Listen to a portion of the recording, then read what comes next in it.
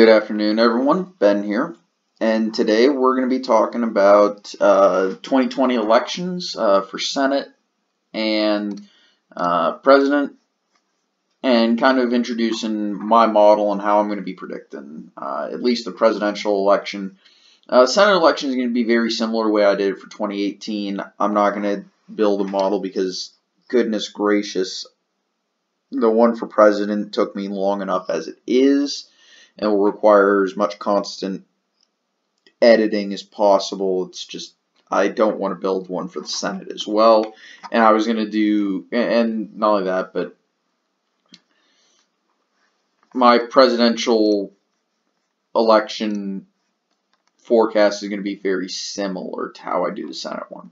So looking at these races, there's not one on 270 yet. I'm still looking at how maybe I can adjust for building an interactive map for the Senate.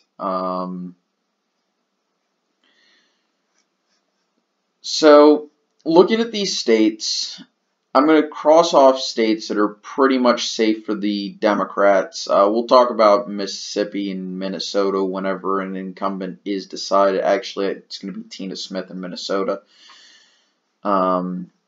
Oregon, New Mexico, Illinois, Delaware, New Jersey, Massachusetts, and Rhode Island are pretty much safe for the Democrats. States that I could see Republicans competing in that are Democrat-controlled are Michigan and Virginia. States that I think are safe for Republicans despite Democrat control would be Alabama.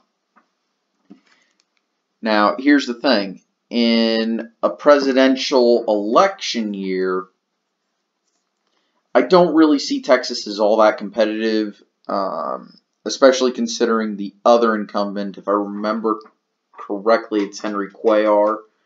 I think Cuellar is a lot more popular and palatable to the Texas voters than Ted Cruz. So even with a Beto O'Rourke, I don't see Texas as being winnable for the Democrats in 2020, as opposed to 26, as opposed to the midterms this year, where it was winnable if you had maybe a slightly better local performance. So where Democratic opportunity is going to be in the Senate? Well, Maine for one. Maine would probably offset an almost assured loss in Alabama. North Carolina, and to a lesser extent Georgia, but these are very much leans Republican races, and especially in a presidential year, you can almost say that these are going to be very difficult for Democrats to win. South Carolina, not really a place for a Democratic pickup. West Virginia, Kentucky, Tennessee, Arkansas, Louisiana, Oklahoma, Kansas, Nebraska, North Dakota, Wyoming, Idaho, Montana, not really on the cards for Democrats. Iowa, definitely a state that Democrats can look to pick up. Colorado as well. So really what this race is going to come down to is Republicans are probably going to expand their margin in the Senate by another seat in Alabama. They can easily compete in New Hampshire or Michigan, and Virginia isn't outside the realm of possibility, but it's definitely leaning Democrat. Okay, Democratic pickup opportunities are, I'm going to say realistic Democratic pickup opportunities are North Carolina, Maine, Iowa, and Colorado. So that's Republicans competing in 1, 2, 3, 4 states controlled by Democrats. Democrats being competitive in 1, 2, 3, 4 states controlled by Republicans. With the Republicans already starting off at more than likely going to win one of those seats. Okay, so moving on, to the presidential election. Before I go over these two maps, we're going to talk about the model. And scroll back all the way up to the top.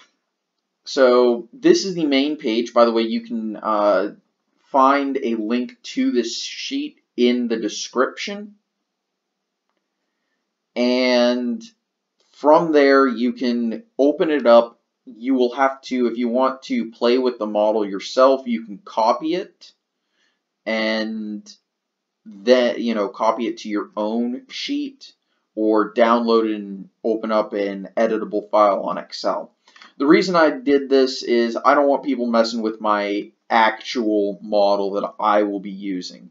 I don't want people going into a random state and typing in some random poll, fake or real, with, I want to be able to know exactly what my model is doing. If I type in something wrong, I want to know it was my mistake, not somebody messing with the model and screwing it up. So in this, you'll see this is for the forecast. You'll find in it a list of the states in alphabetical order.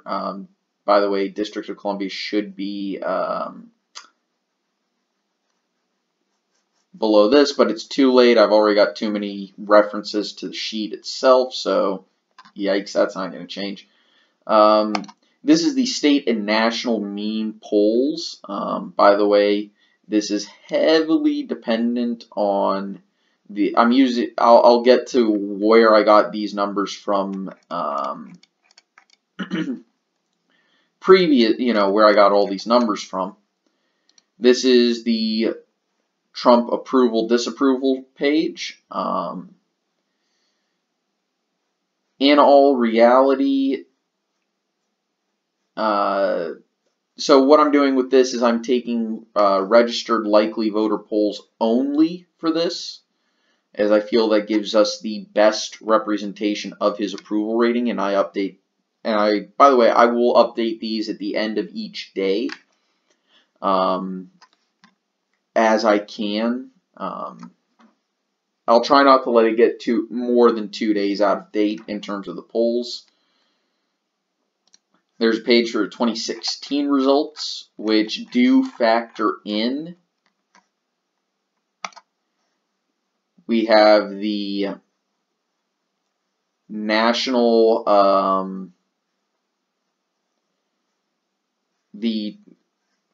we have the national polls, which right now it is only Trump versus generic Democrat rather than Trump versus any specific Democrat or including any of those. So these are polls of Trump, and these are only from 2018. I'm not sure if I'm going to get rid of old polls at a certain point, but I might. And so for each state, I'm just using dummy polls, which is the 2016 election, as it's the most recent poll we have. I feel this is the most accurate way to do it, rather than go through and look at Trump versus specific candidates, because I don't want to impose a certain bias one way or another, be it pro or anti-Trump. So we'll use the most recent election as a dummy poll until we get 5 or 6 polls in there and get an actual average. And that's going to be for each state. So those will all be averaged, as you can see.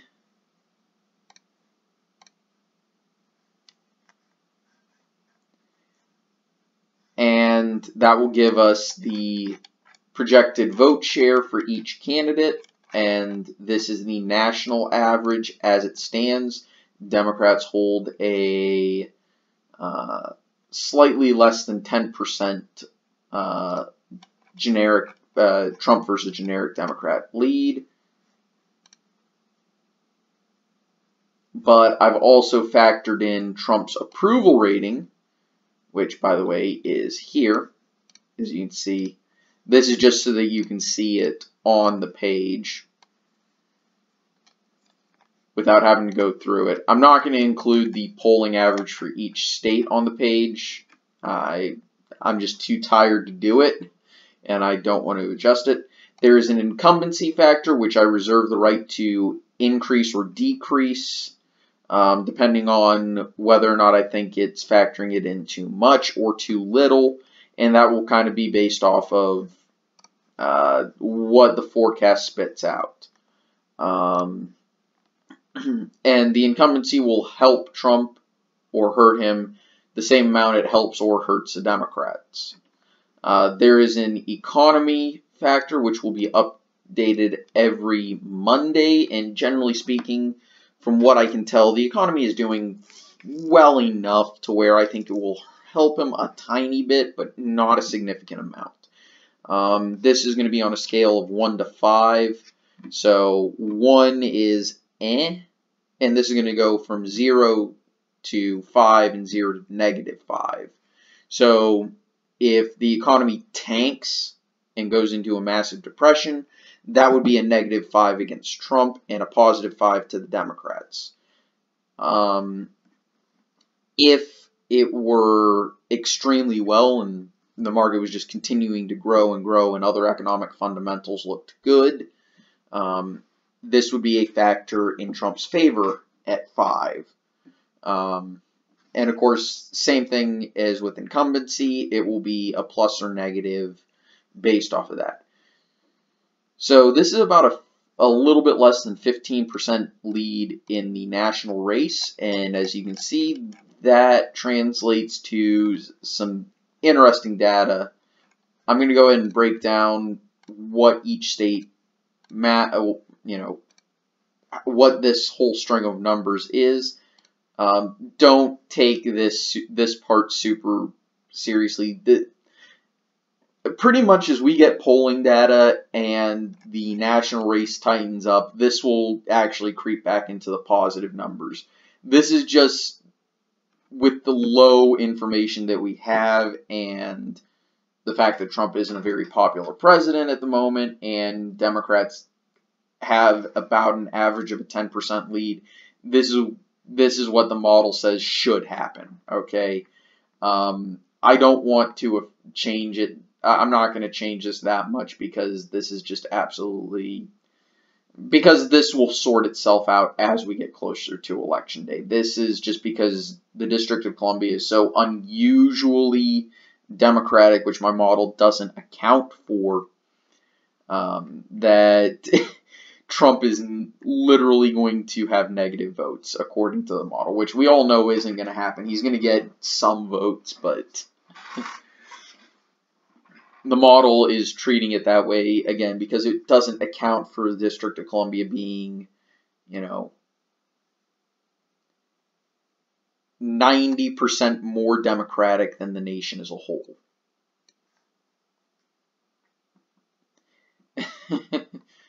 or not 90%.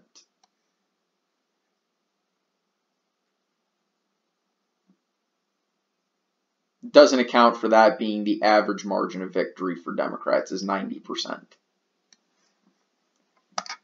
So here's what the model says should happen. By the way, Nebraska, let's go down and I'll explain it. From what I can tell, the Republican needs to win about 58 to 60% of the vote in Nebraska in order to win the 2nd congressional district. If that doesn't happen, the Democrats will eke out a win there. And in Maine, let's go to Maine, the Republican needs to get about 45%. The Republican needs to be at least competitive in the statewide vote in Maine at large in order to win this district. So about 10% behind, and as we can see, that's just not happening. Okay, so the formula goes like this.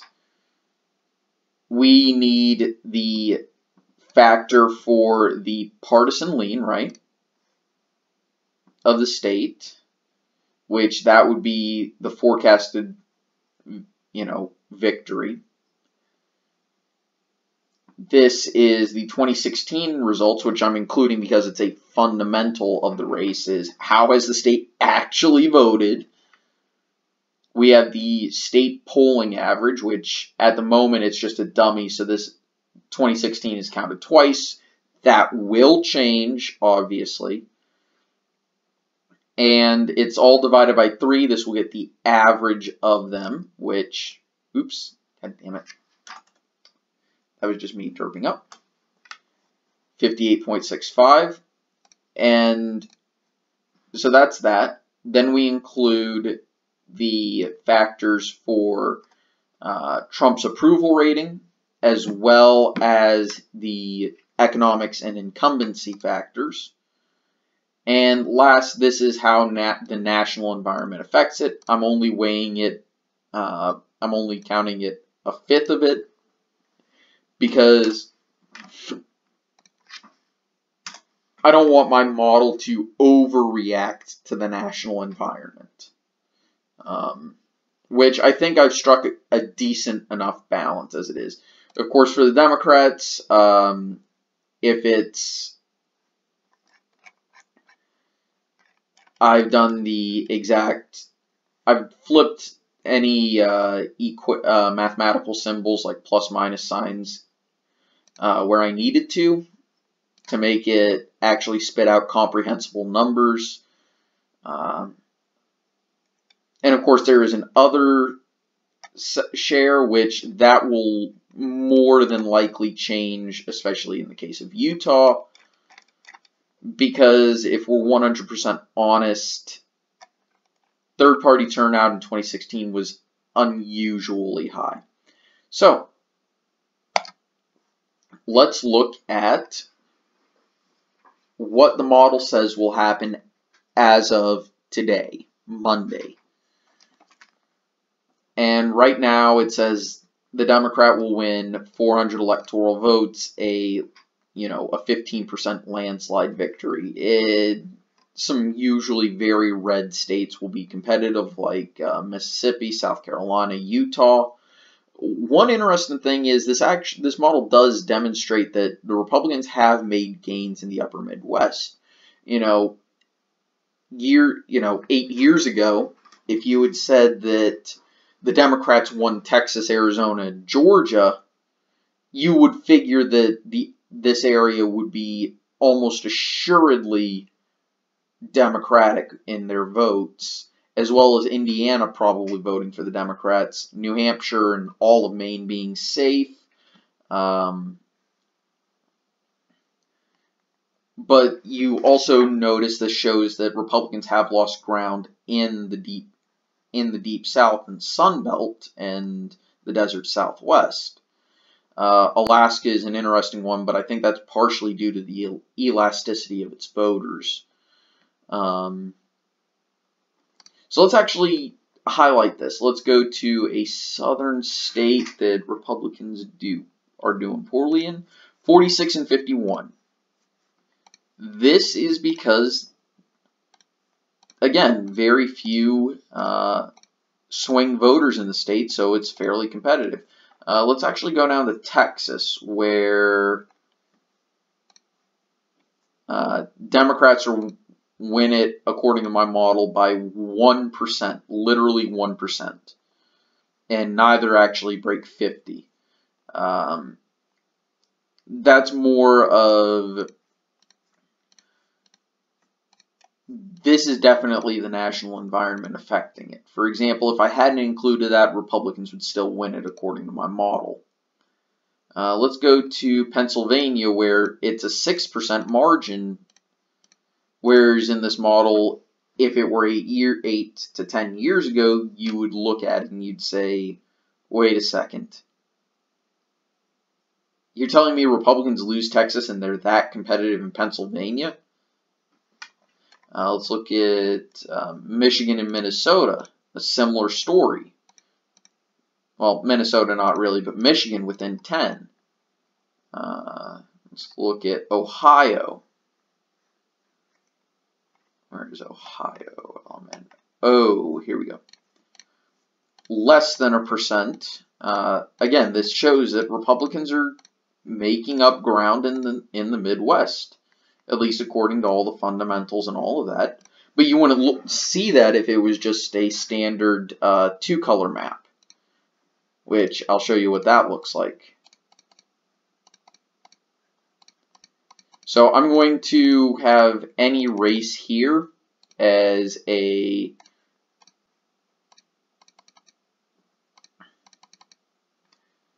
race that is within 10%, I'm going to use in the light blue or light red for my forecast or for the model's forecast, and anything that is safe in the darker colors. Now, of course, this is obviously a dream scenario for the Democrats. What I'm actually predicting is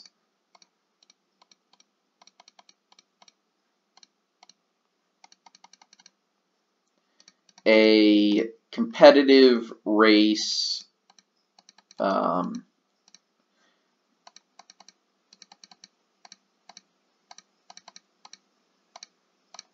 in all the states, because that's the smart thing to do.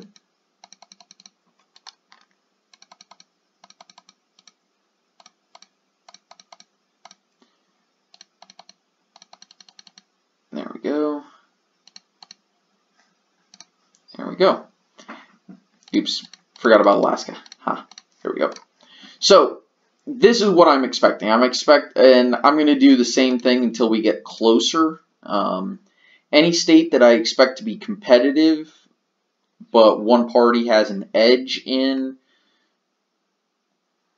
will be shaded in the lighter colors, and quite obviously